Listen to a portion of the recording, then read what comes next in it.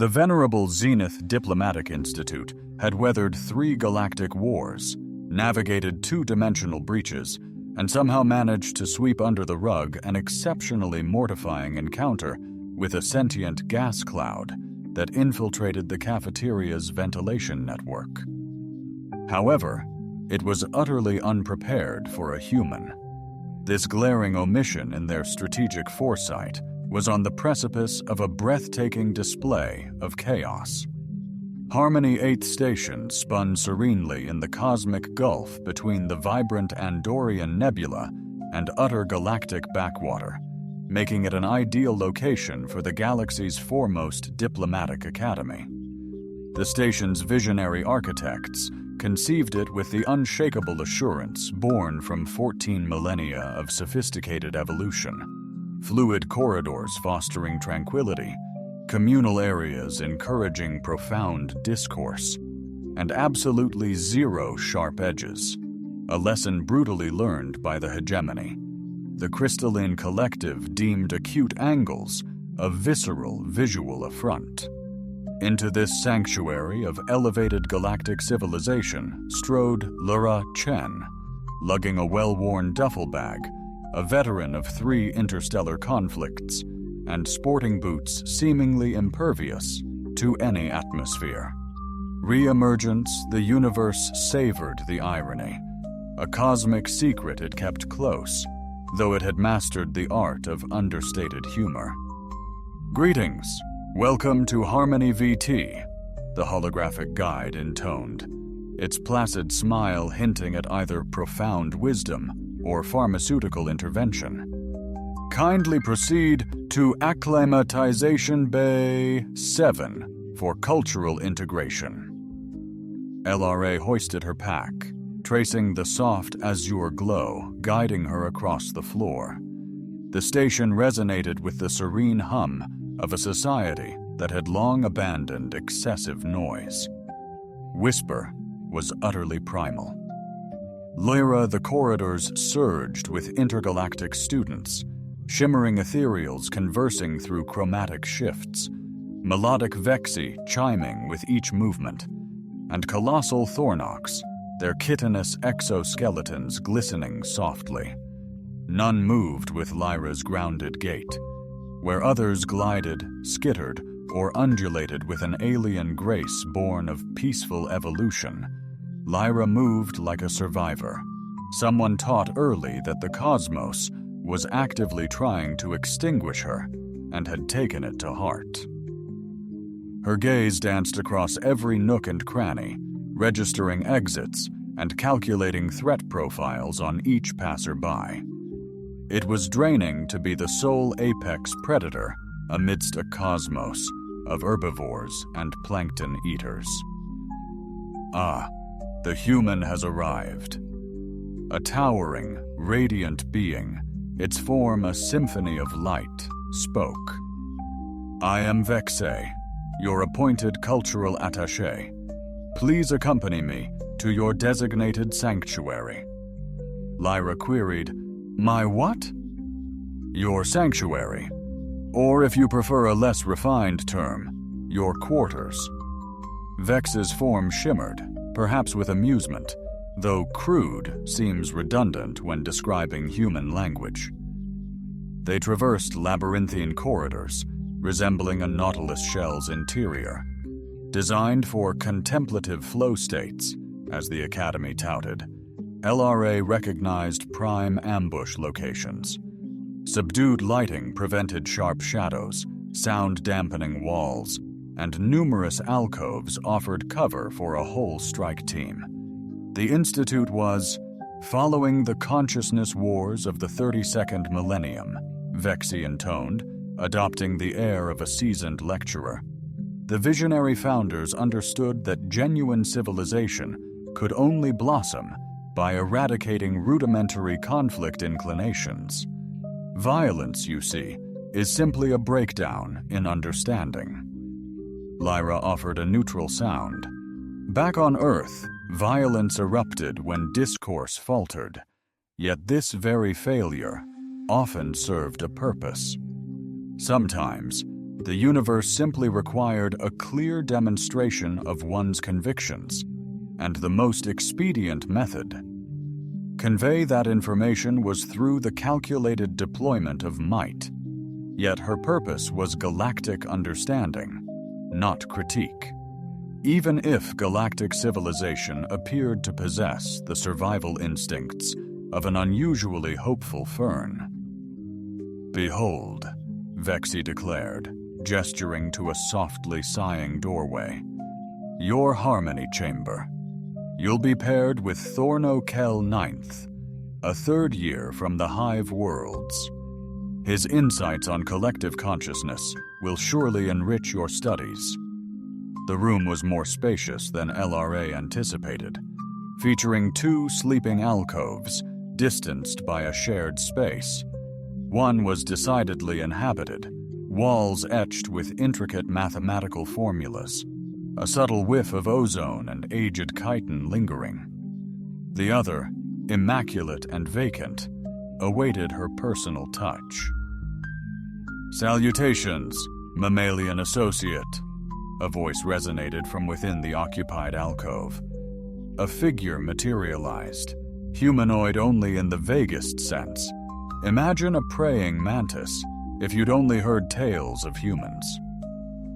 Thorno-Kel Ninth towered at nearly 8 feet, his exoskeleton a profound green, shifted to violet where segments connected. His multifaceted eyes scrutinized Lyra, displaying the rapt attention usually given to remarkably intriguing microorganisms. "I've awaited your arrival with intense anticipation. Your reputation for fomenting disorder is well known." "Great, Lyra." Sighed, dropping her pack onto the cot. "Just living up to the hype, I suppose." "The wagering among my broodmates has reached epic proportions. Odds currently favor you, igniting at least 3 diplomatic crises within your initial rotation." BX's form glowed brighter. "Perhaps an overview is in order. The Academy's foundational protocols mandate stringent regulation of physical contact. Many species perceive unanticipated touch as deeply disturbing, even perilous. The aquatic dominion regards it as a hostile act, whereas ethereals risk demise from abrupt physical interaction." Lyra acknowledged distractedly, her focus now on the room's configuration. 2 exits, the primary door, and a possible emergency hatch near the ceiling. Lacking windows, the ventilation system appeared sufficiently spacious for traversal, should the need arise.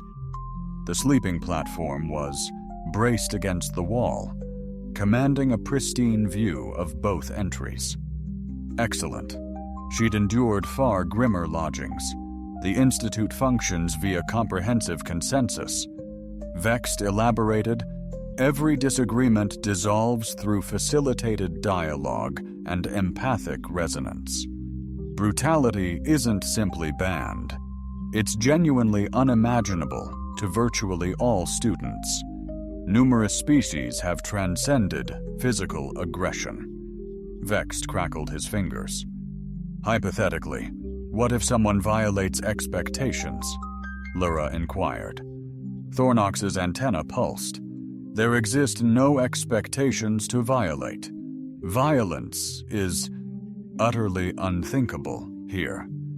The Academy's last instance of physical aggression transpired 4 centuries prior, when a Vorvisen scholar inadvertently nudged a crystalline, yielding slight architectural harm. The ensuing psychological support spanned half a year." Lyra grappled with this, a cosmos where brutality was not only scant, but truly unfathomable, where entities had transcended the impulse for confrontation or evasion. The most intense act in recent history was an unintentional impact. It resembled uncovering that existence itself had coddled existence, shielded by zealous guardians. "Your agenda launches promptly," Vaxi announced, casting a luminous timetable in the air. Galactic Civics. Primer: Elevated Empathy Dynamics, Negotiating Discord via Expressive Movement, and Post-Conflict Awareness Symposium. Furthermore, Ambassador Keldon eagerly anticipates a meeting to explore your singular insights. Following Vexoi's radiant departure, Lyra nestled on her sleeping platform, captivated by the ethereal schedule. Negotiating discord via expressive movement. She'd weathered the Martian border conflicts, endured 3 harrowing assassination attempts, and grown up amidst the ruins of old Detroit. Yet somehow, interpretive dance loomed as her most daunting trial. "Enlighten me," Thoreau inquired, his multifaceted eyes mirroring the hologram's luminescence. "Is it factual that humans resolve disagreements by intentionally inflicting bodily harm upon one another?" "Occasionally," Lyra conceded. "It hinges on the nature of the disagreement." "Intriguing," he mused. "And this propensity for violence, it fulfills a beneficial function within your civilization?" Lyra pondered. How could you convey to a creature from a post-aggression species that brute force can be the optimal problem solver? How do you even begin to explain the sheer satisfaction of a well-fought battle to beings whose predecessors likely apologized to their nourishment before consumption? "It's intricate," she concluded. Thornox's antenna gave another twitch. "Perhaps a demonstration could be arranged. For purely scholarly reasons, naturally." "I deeply doubt that's wise." "Oh, absolutely not with a fellow student. But perhaps. Reveal to me the mechanics of how force interacts with an inert entity. I must concede this notion remains completely unfathomable." Lyra surveyed the tranquility chamber, bathed in gentle illumination and rounded contours. Its very design served to avert injury, cultivate serenity, and preclude any potential for strife. Arguably, the most secure location within the cosmos, a circumstance that, in her experience, often presaged imminent and utter pandemonium. Beyond the sanctuary, Harmony 6 persisted in its deliberate orbital trajectory through the abyss, ferrying its assemblage of refined individuals toward their scheduled instruction. Profound compassion and post-conflict awareness. Within the Institute's command hub, Ambassador Keldon revisited the LRA dossier, his fluid physique reflecting deep contemplation as understood by his kind. The human psyche presented a compelling study, birthed on a planet of peril, sculpted by strife, honed for combat, and unexpectedly introduced to the galaxy's most tranquil learning atmosphere. What unforeseen challenges lie ahead? Ambassador Keldon's people thrived by excelling at proactive risk assessment, and every fiber of his being, Keldon lamented, integrating humans into Harmony 6 resembled injecting a gravitational disruption into a calibrated orbit. The Galactic Council mandated assimilation. The Institute promised seamless cultural acclimation. Ambassador Kelda, ever pragmatic, prioritized updating his insurance. His morning alarm on Harmony 6 gently nudged him towards wakefulness, a melodious chime evolving into a persuasive invitation to consciousness. Lyra jolted awake, instinctively reaching for a non-existent sidearm, facing a phantom menace in a chamber crafted by entities who likely viewed nightmares as quaint amusements. "Greetings, esteemed associate," Thorn chirped from his alcove. His species bypassed sleep, opting for metabolic contemplation, a practice that sounded akin to what wellness influencers exorbitantly charge for. "I've crafted dietary supplements tailored to your species' known needs." LRA straightened instinctively, her nervous system executing its routine check. All systems nominal, no immediate danger detected, and heart rate ideal given the vulnerable sleeping arrangement. Examining Thorno's concoction, she grasped the human impetus for culinary arts. "Appreciated," she stated, taking the grayish offering. Cube that reeked of damp cardboard and shattered dreams. Nutritional content? Optimal protein synthesis, perfectly balanced amino acid profile, enriched with essential vitamins and minerals, meticulously crafted to sustain peak biological efficiency. Thornox's multifaceted eyes gleamed with a flicker of pride. "My analysis reveals your species indulges in substances devoid of nutritional merit. Flavor seems a rudimentary fixation on mere sensory input." Lyra sampled the cube. It tasted precisely like it appeared, or rather, it assaulted the palate like a dish deconstructed from an instruction manual. "Back on Earth, we have a saying about looking a gift horse in the mouth. Intriguing. Your civilization cultivates horses specifically for bestowing as gifts? But no matter. The Institute's cafeteria was a breathtaking testament to cross-species harmony. Simulated atmospheres fostered microclimates tailored for beings inhaling everything from methane to pure starlight. Nutrient dispensers offered sustenance, spanning from slurries to electromagnetic waves. And amidst this stunning spectacle, LRA sat with her. Amidst the cosmos's pinnacle civilizations, regulations weighed on LRA. "Greetings, human," Zephyr 9 intoned, her voice akin to wind chimes in fierce debate, her form a mesmerizing aurora. "We've curated queries for you." Laura found herself the spectacle, her species' penchant for controlled violence, ironically catapulting her to galactic stardom.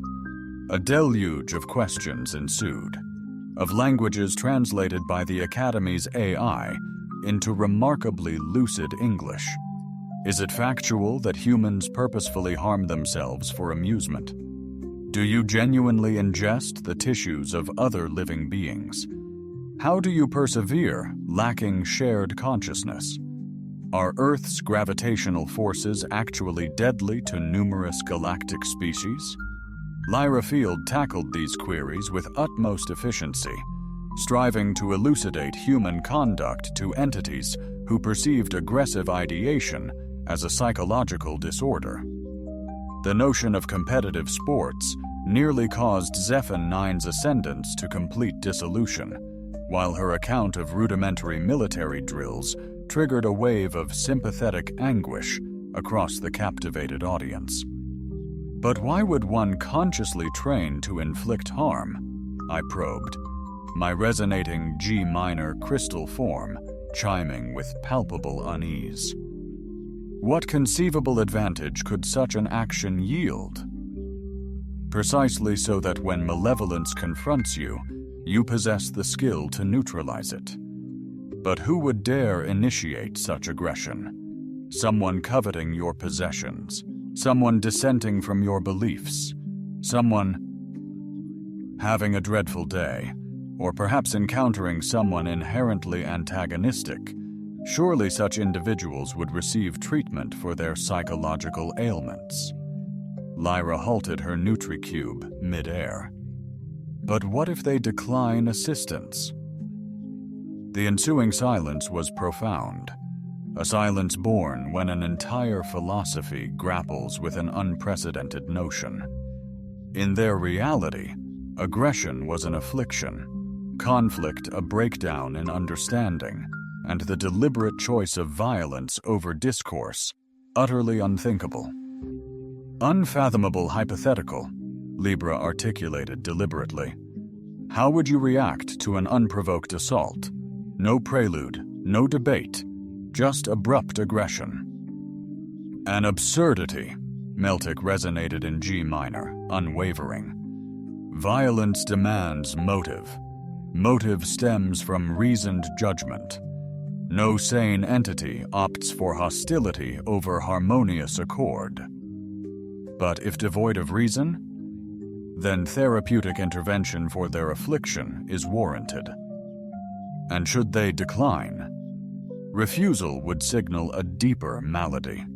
Treatment is paramount, preferences notwithstanding. The LRA encountered a galaxy where violence was pathological, refusal a sign of a stress demanding intervention. She grasped why humanity was excluded from galactic accord, not merely underdeveloped, but fundamentally alien. Your species, Thornak, seems driven by principles challenging core tenets of awareness and social structure.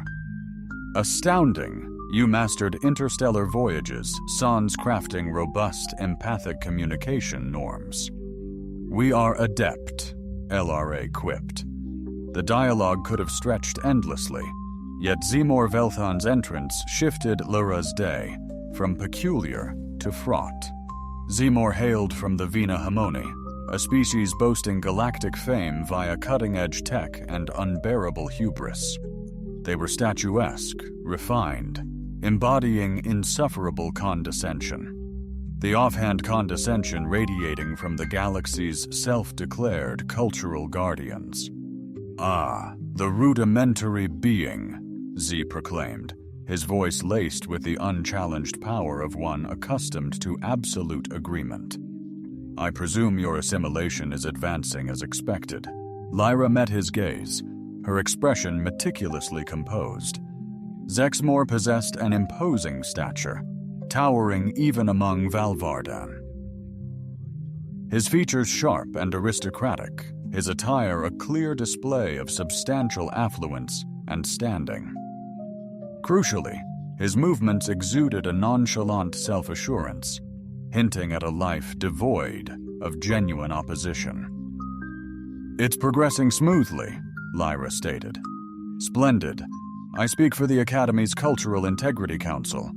We've noted anxieties concerning your impact on the student demographic. We've already cataloged instances of heightened assertive thinking within groups exposed to your proximity." Lyra surveyed the table. Beings were observing the interaction with a morbid curiosity, typically reserved for catastrophic events. I'm simply responding to inquiries about human civilization. Indeed. And in doing so, you're propagating ideas that are anathema to sophisticated discussion. Brutality, hostility, strife. These are archaic concepts that we've transcended. Your continued involvement here threatens to corrupt eons of societal advancement. A chilling premonition gripped LRA's core. She recognized the inflection, the stance, the effortless assumption of command.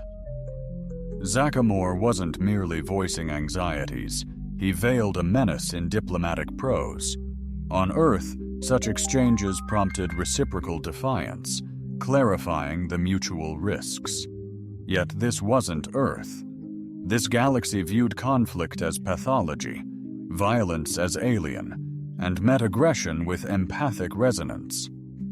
"I participate in a formal exchange," LRA stated deliberately. "Concerns should follow protocol." "Assuredly," Zikar echoed, hinting otherwise.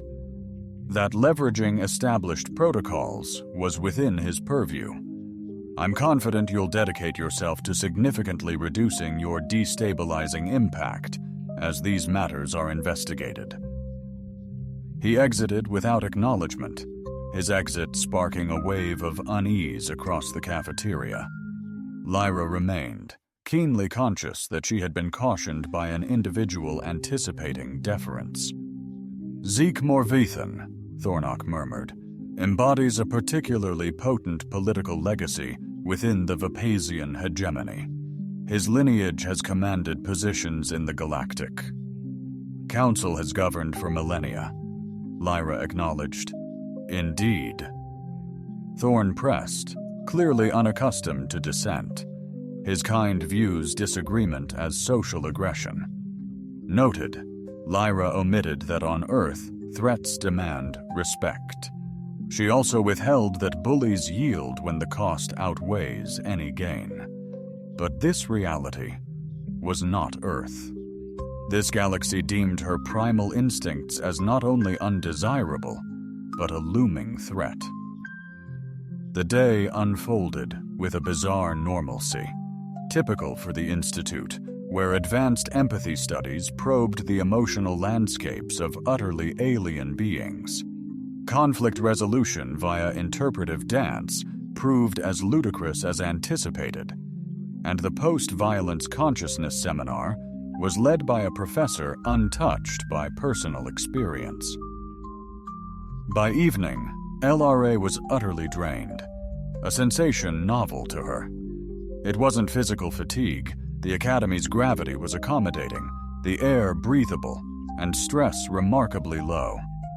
No, this was mental exhaustion, a result of the constant, painstaking effort to refine her thoughts into concepts palatable to her classmates. Thorne observed with concern. Your integration appears to be facing considerable hurdles. I sense a significant emission of distress pheromones. Have surged throughout the day. It's been enlightening, Lero offered tactfully.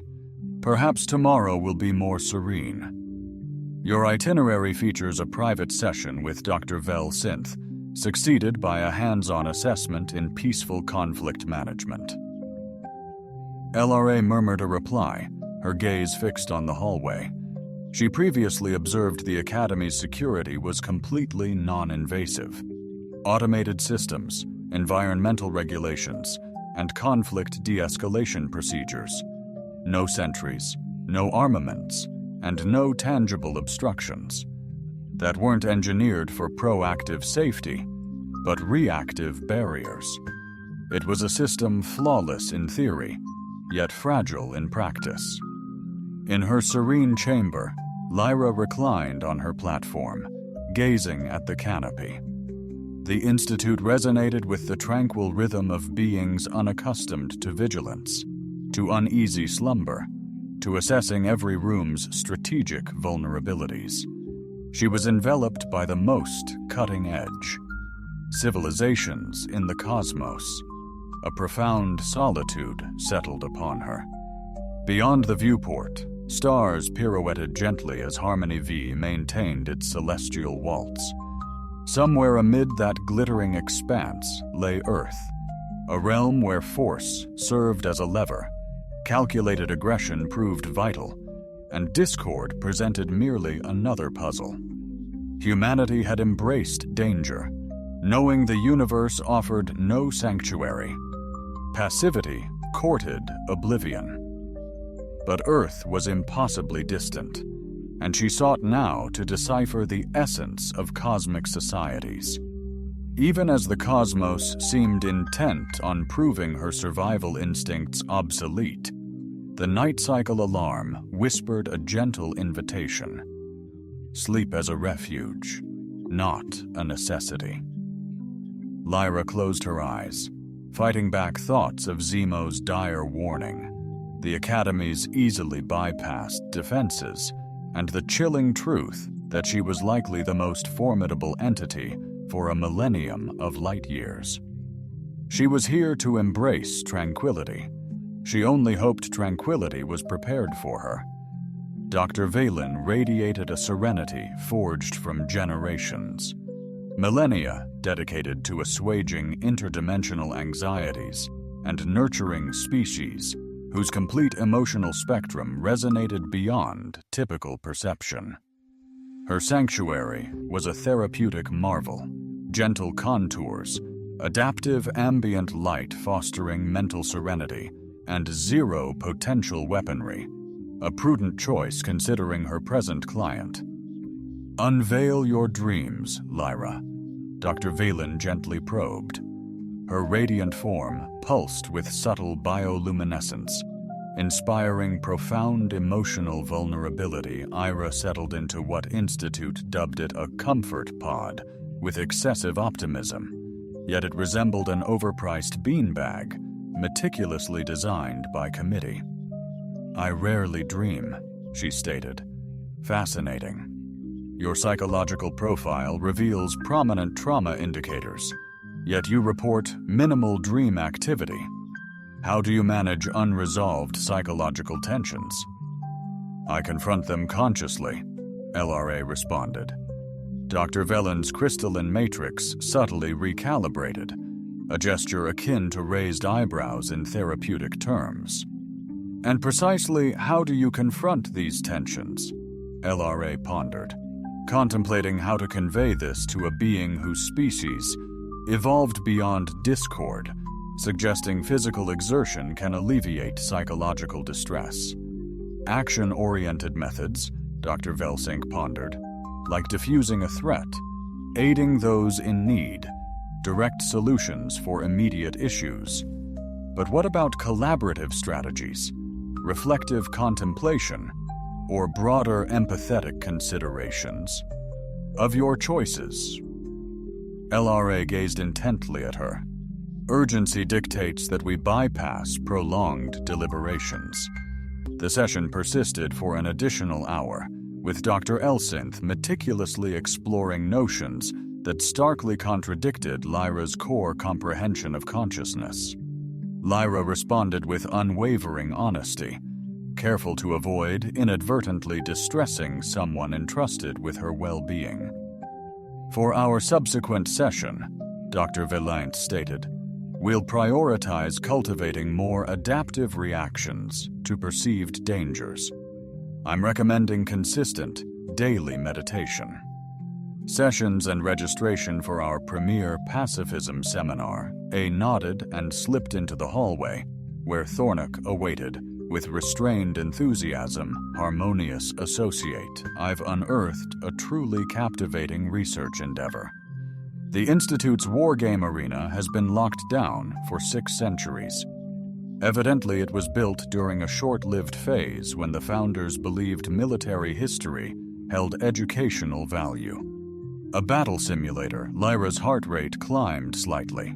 Envisioned combat, purely theoretical, simulated violence for scholarly exploration. The chamber remained unused. The research board feared even digital aggression could taint minds. Yet systems function perfectly." Trailed Thorno through unfamiliar halls, beyond labs dissecting philosophical ramifications of unreal conflict. Classrooms where elite pupils mastered conflict resolution via synchronized respiration. Deeper, they ventured.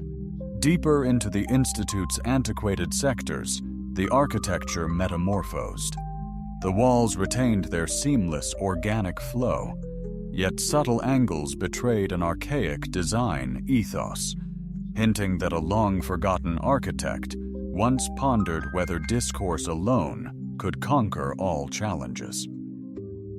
Thornack halted before a sealed portal, emblazoned with warnings in 17 tongues.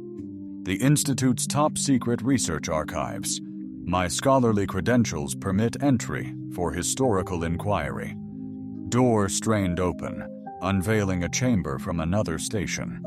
While the Institute flowed with curves and soft light, this space was sharp and efficient.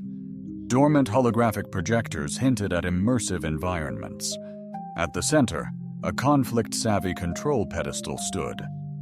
"Extraordinary," Thornell remarked, his eyes reflecting the dim light. According to this system, housing archived simulations, encompasses every conceivable physical clash, evolving from rudimentary hand-to-hand combat to expansive military campaigns. Its database showcases tactical scenarios gleaned from over 3,000 unique species. LRA navigated the control pedestal, her fingers instinctively mapping the weapon configurations and targeting grids. Discovering this felt like unearthing a fragment of familiarity amidst the galaxy's most tranquil establishment. Functionality? Hypothetically sound, yet system access activates automated alerts. Protocols. Every simulated endeavor is meticulously documented and scrutinized by the Cultural Integrity Council.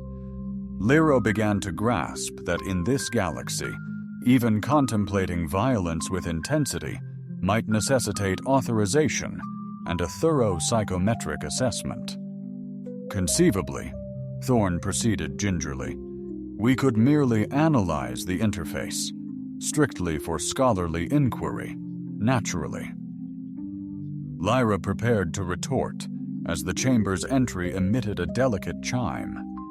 They swiveled to behold Zemorvilthan poised in the doorway, his noble countenance utterly predictable, he scoffed, entering the chamber with movements barely masking his fury. Primitives are drawn to instruments of destruction, like moths to a deadly blaze. We're engaged in vital historical inquiry, Thoro interjected, his antennae vibrating nervously. Historical inquiry? Zekmor's voice dripped with a disdain usually reserved for the vilest filth. How very virtuous. And what, pray tell, is your focus? Eager to glean wisdom from these ancient, brutal remnants? Lyra stood tall, recognizing Zekamor's calculated tone. He hadn't stumbled upon her. He'd been tracking her, anticipating this precise moment. We're delving into cross-cultural evolution, exploring how diverse civilizations manage discord before attaining serene enlightenment. Illumination, Zemor articulated, his refined features contorting into a semblance of a smile that dripped with utter contempt. Indeed, your enlightenment shines brightly. Barely a week within these hallowed halls, and already you're drawn to weaponry and brutal simulations. I was selected for this program, Lyra stated, choosing her words with caution. My goal is to comprehend galactic civilization. Is it truly? Zemo advanced, his imposing stature a deliberate act of intimidation. Because from my vantage point, you seem determined to tarnish it. There are whispers of students questioning aggression, conflict, archaic concepts that we evolved beyond epochs ago. Your mere presence is tainting centuries of societal advancement. Thoro's multifaceted eyes flickered between them, his carapace clicking, a sound Lyra now recognized as acute distress. Perhaps we ought to resume this discourse in a more suitable locale. Oh, I believe this setting is ideal, Zekar asserted, his gaze riveted on Lyra. After all, isn't this where she truly belongs? Amidst artifacts of a bygone, rudimentary era. Tell me, human, what sensations stir within you, being the final vestige of evolutionary obsolescence? A frigid, piercing sensation solidified within Lyra's chest. Recognized this intricate dance, the meticulous escalation, the subtly invasive verbal probing for vulnerabilities, the strategic psychological maneuvering that foreshadowed either capitulation or outright conflict. Back on Earth, such a situation triggered predictable reactions, generally emphasizing that sustained aggression would be met with resistance. But this reality was alien. This galaxy rendered her instinctive responses not merely unsuitable, but devastatingly perilous. I'm here to gain knowledge, she articulated, maintaining an even tone. Learn? Zeklamar guffawed, the sound brimming with genuine mirth. What wisdom could a relic potentially assimilate wisdom from more advanced societies? Your species remains plagued by primal aggression, hasn't transcended its violent tendencies. You're akin to a contagion, disseminating toxic thoughts relentlessly. He encroached, invading personal space, a blatant escalation on Earth, a calculated provocation. Yet under galactic law, Z was likely engaged in spirited discourse. "The Cultural Integrity Council has reassessed your situation," he murmured, his tone lowered conspiratorially. "Serious concerns persist regarding your continued presence." "Does it accomplish anything worthwhile?" "Some posit certain species clash inherently with advanced society," Zemo Thornock uttered anxiously. "Perhaps a structured mediation would foster more fruitful discourse." "Oh, I assure you, it's not a threat," Zemo responded, his gaze unwavering from Lyra. "I'm merely elucidating her predicament. Isolated here, she's encompassed by entities who find her existence unsettling. Devoid of allies, support, or means of self-defense that wouldn't validate accusations of human savagery." He extended his hand, inching it towards Lyra, shoulder in what appeared to be a condescending dismissal. It was a subtle action, likely insignificant by interstellar norms. In refined society, it'd be trivial. But Lycan, from a world where aggressive strangers' touch was rarely benign, where being grabbed foreshadowed peril, and violence teetered on a millisecond's edge, reacted instinctively. Instinctive reflexes, sharpened by years of rigorous survival training and fierce combat, guided Lyra. Before Zemo's hand could grasp her shoulder, her hands locked onto his wrist and neck.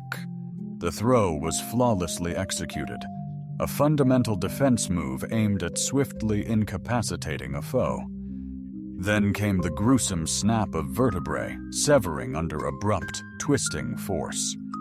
Zek Morvelthan collapsed with the lifeless weight of something abruptly deceased, his refined features fixed. In an utter display of stunned disbelief, his neck was contorted at a grotesque angle, unmistakably signaling the end, even to the untrained eye. The ensuing silence was absolute, an oppressive void. Lara loomed over the corpse, her hands instinctively poised for unnecessary final blows. Her senses were heightened, awash with combat adrenaline, relentlessly analyzing the scene for unseen dangers, processing the situation with a chilling, calculated precision honed through 3 brutal border conflicts. Thorno emitted a shattering sound, akin to splintering glass. His multifaceted eyes remained riveted on Zekor's still figure, his exoskeleton clicking frantically in a display akin to insectoid panic. "He's gone," Thornock breathed, as if hushed tones could rewrite reality. "You ended him with your bare hands. He's truly gone." LRA's battle reflexes dissolved rapidly, superseded by the dawning horror of her actions. Within the hallowed halls of learning, before a witness, she had extinguished a life in a galaxy where violence was relegated to the realm of pathology. "I never intended this," she uttered, her voice frail, unconvincing even to her own senses. "He seized me, purely instinctual." "Reflex," Thorn echoed, his voice escalating towards frequencies hinting at complete mental disintegration. "You extinguished a life by reflex. His neck is fractured. He's deceased. Zimorvilthan is no more." At that precise moment, the combat simulator's systems initiated, seemingly activated by the abrupt biometric fluctuations within the chamber. Holographic projections sprung to existence, analyzing the room and its inhabitants. Emergency procedures activated, securing the exits and transmitting urgent warnings to summon security forces. Sprinting. Considering these were Institute security, they were more likely conflict de-escalation specialists than equipped to handle a dead body. LRA glanced at Zemo's corpse, then at Thornock's clear distress, then at the sealed exits, realizing she was stuck with evidence of the Institute's first recorded murder. a dire situation. "This is a disaster," she stated. Thornox's clicking escalated to ultrasonic levels, signaling immense distress. "Grave mistake. Catastrophic. You initiated the first act. You've ignited a firestorm of repercussions for a death within this institution, spanning 4 centuries. You've extinguished a scion of one of the Veltran hegemony's most formidable families. The Cultural Purity Committee will..." He froze, realization dawning in his compound eyes. "They'll suspect my complicity," he breathed. "I facilitated your presence, introduced you to the combat simulation. They'll accuse me of tainting you with destructive ideologies." 30 seconds later, first responders swarmed in. An emergency counseling squad, spearheaded by Dr. Vaylin herself, bursting through. The violated entrance throbbed with disaster-level urgency, then froze at the spectacle. Void's symphonies resonated sweetly. Dr. Vaylin gasped, her crystalline form glitching with acute psychological trauma. Is he truly deceased?" Lyra affirmed. "Yes." Dr. Vaylin approached Zekamor's remains with tentative steps, her grasp on reality profoundly shaken. She'd likely explored theoretical violence in academia, analyzed it historically, perhaps even aided victims who had endured aggressive behavior, but facing deliberate death was beyond her experience. "I snapped his neck," she stated, perplexed. "Why? What rationale could provoke such brutal aggression?" LRA surveyed the counselors, their horrified gazes akin to witnessing a disaster or rare disease. How to convey self-defense to a people who'd never needed it?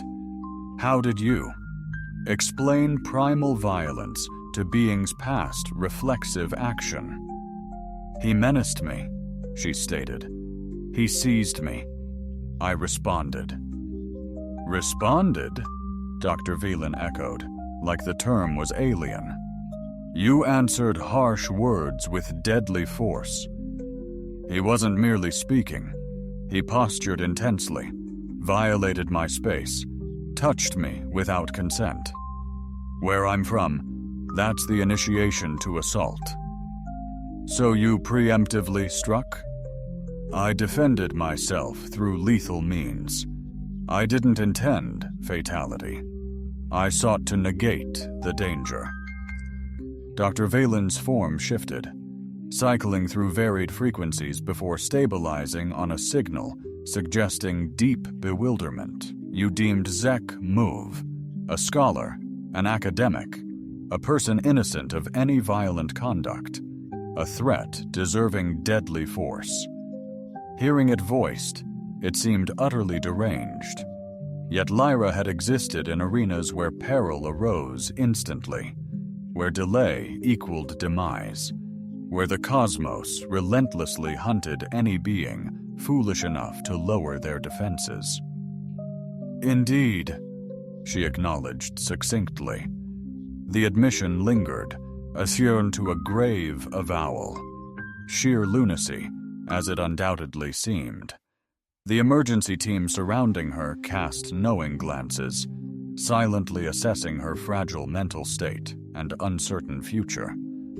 Ambassador Keldon arrived swiftly, his aquatic form shimmering with barely suppressed dread that Lyra now recognized.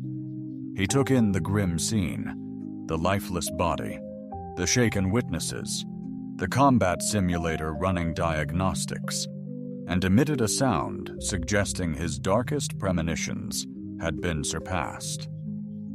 "Elucidate," he commanded. Lyra began her explanation.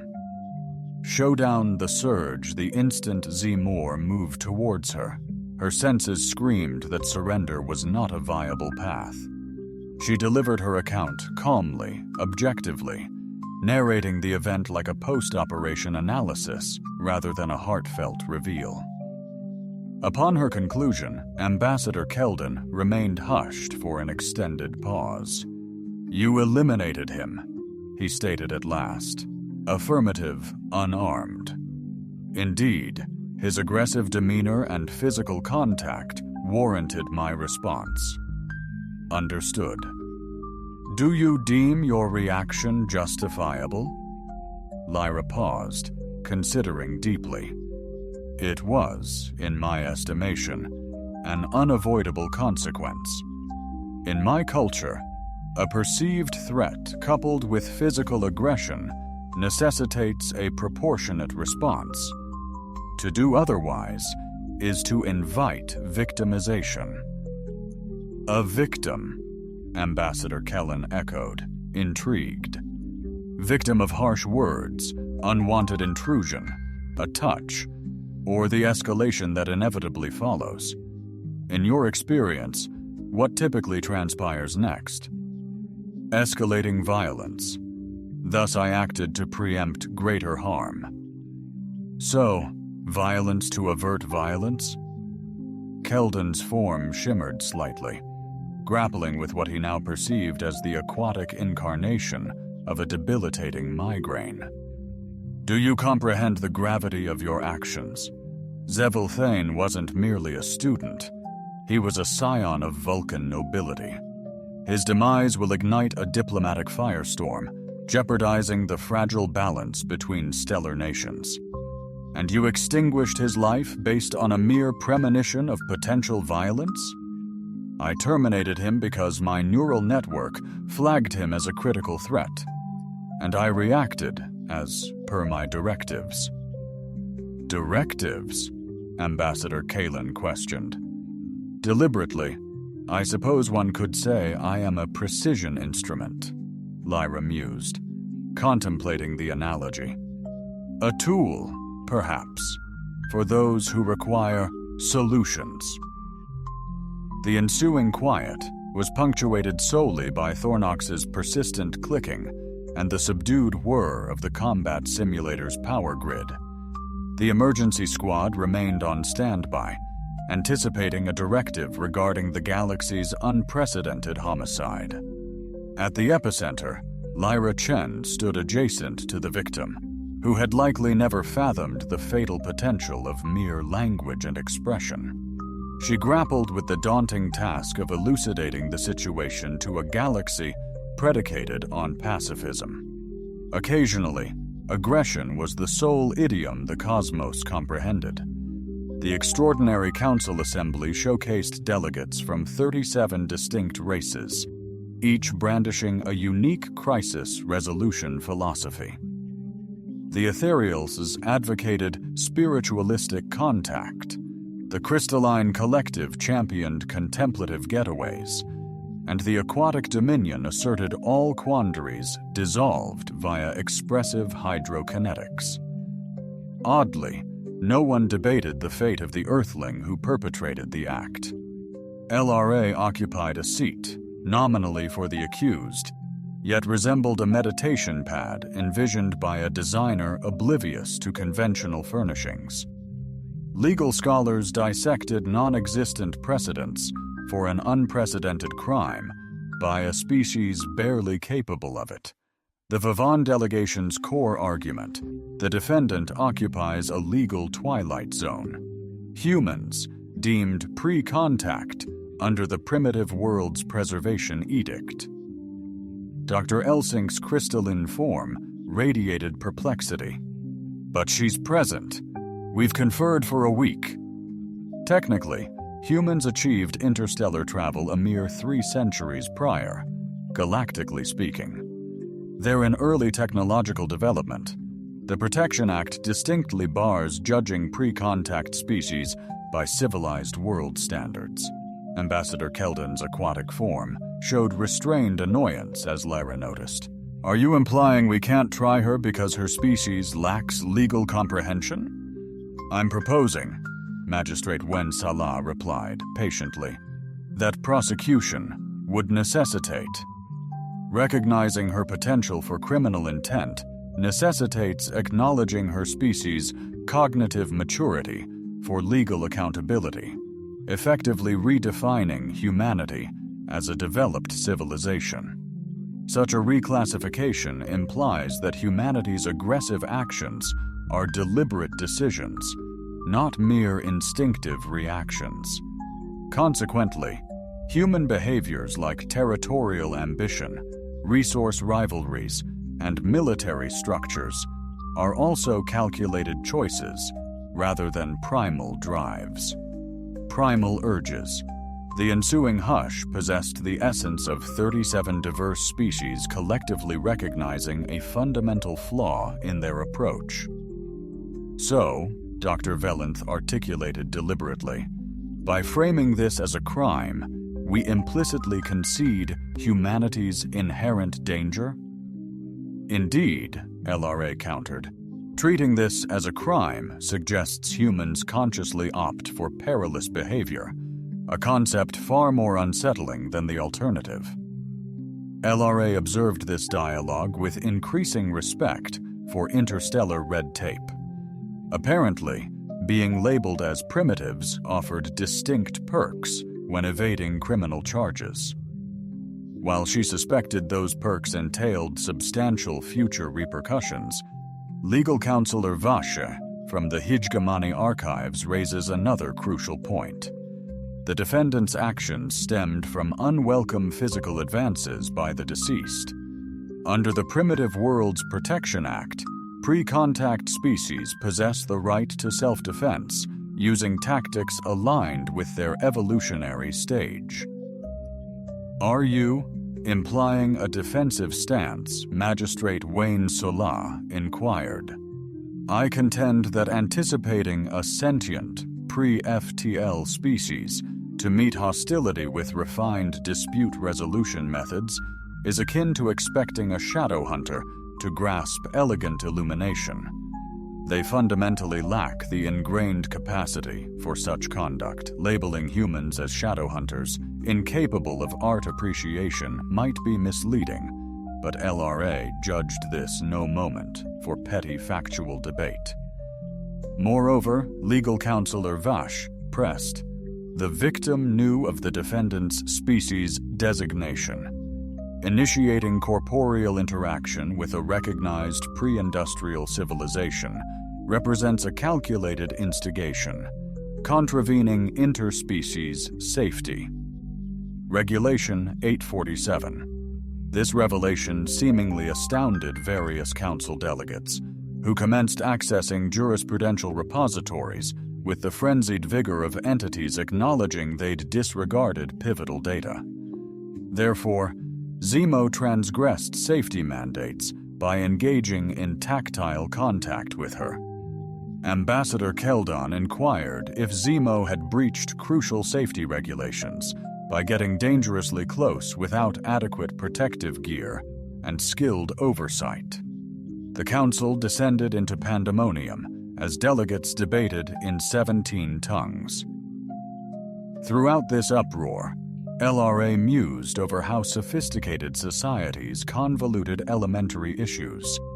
The ultimate decision was a masterpiece of bureaucratic cynicism. LRA would be freed under diplomatic immunity. Zemo's demise would be deemed an unfortunate incident. The Institute would enact revised safety standards, and the whole affair would be suppressed to avert scrutiny. Sophisticated panic. Ambassador Keldon later elucidated, "You're being expelled from this world, repatriated to Earth, to any place but here. The Council deems human integration into galactic society presents untenable threats to communal security." Lyra acknowledged this, having anticipated this eventuality since Zemo's fall. Departure time? Instantly. A vessel awaits to convey you to the closest human station. From there, orchestrate your journey as you wish. The exchange initiative is indefinitely postponed, awaiting a thorough reassessment. An insightful exploration of human psychology and conflict resolution, deferring implementation until humanity transcends its violent tendencies. a transition projected to span millennia, if achievable at all. The compact transport optimized resources, LRA efficiently packed, while Thoro observed cautiously. "I deeply regret my participation," he stated solemnly. "You bear no culpability," Lyra reassured. "You sought comprehension beyond your frame of reference. Will you revisit Earth?" Lyra hoisted her pack, contemplating the proposition. Earth was home, yet a cradle of ferocity, violence, and danger by galactic measures. Having witnessed true civilization, she appreciated its allure, though it wasn't her path. "Perhaps," she mused, "or I'll forge a path between worlds." Her final transit through the Institute evoked gazes of curiosity and horror. She was arguably the station's most renowned figure. At the dock, Ambassador Keldon awaited with formal honors. "The Council tasked me to extend their remorse regarding the unfolding of this situation," he stated gravely. "There was absolutely no desire to put you in an insupportable predicament." "I understand," Lyra responded. "You were striving for a noble cause, seamless integration, mutual understanding, harmonious coexistence, all laudable ambitions, but seemingly unattainable ones, perhaps. Eventually, when humanity transcends its violent tendencies, or when the galaxy recalls the occasional necessity of conflict, Ambassador Keldon's fluidic physique shimmered with something akin to mirth. A decidedly hopeful outlook. I'm ever the optimist," Lyra remarked while embarking on the transport. "It's the only thing preventing me from escalating my body count." The transport then commenced its journey with its solitary occupant, venturing towards the fringes of known space. Meanwhile, the Institute resumed its tranquil rhythm, enacting enhanced safety measures to guarantee all subsequent encounters with less developed civilizations would be meticulously controlled. The episode was duly recorded, debated academically, and regarded as a regrettable caveat that the cosmos still harbors entities that resort to aggression, an outcome which perhaps benefits all. Had the galaxy, enlightened races, grasped Lyra's significance, not an anomaly, but an outcome of persistent evolutionary forces beyond their realms, they'd recognize their triumph wasn't eradicating violence, but expertly circumventing entities requiring it. Perhaps this is the true insight. Certain species must linger in interstellar darkness, safeguarding against entities evolution can't conquer. Indeed, someone must keep watch.